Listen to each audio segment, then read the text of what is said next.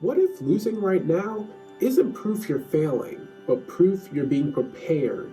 Because every winner you admire lost more times than you can count. Recently, we talked about Walt Disney and the principles that shaped his success. Today, I want to focus on one lesson that matters more than talent, luck, or timing: persistence. Why taking losses isn't optional, and why it's the only real way to winning. Welcome back to Showtime. I'm your host, Twan Williams. Before Steamboat Willie, before Mickey Mouse, before Disney became Disney, Walt Disney failed over and over. His first animation studio went bankrupt. Studios rejected his work hundreds of times. And then came the loss that would have, or should have, ended everything.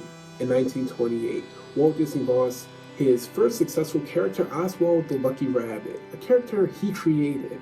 But because he didn't own the rights to it, Universal did, they were able to take the character from him.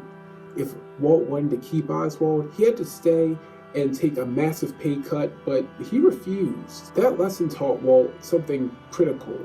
If you don't own what you create, you don't control your future.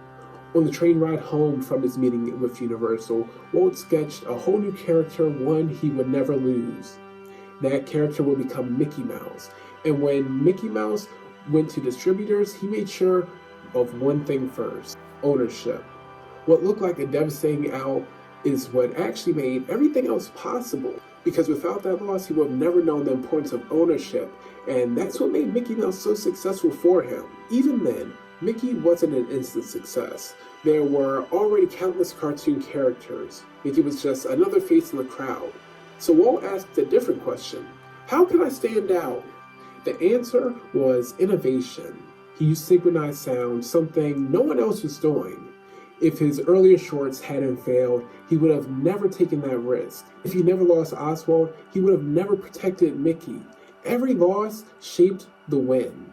Here's what you need to remember: 2 L's make a W. If you take enough losses without quitting, you'll eventually get a win. Maybe it's not your time yet. Maybe there's still a lesson you haven't learned. But quitting guarantees one thing: you'll never find out. And you can't win if you don't show up. And you can't learn without lessons. One day, when you finally win, you'll understand exactly what every loss was preparing you for. So stay persistent. Keep showing up. Keep putting in the work, because enough L's always becomes a W.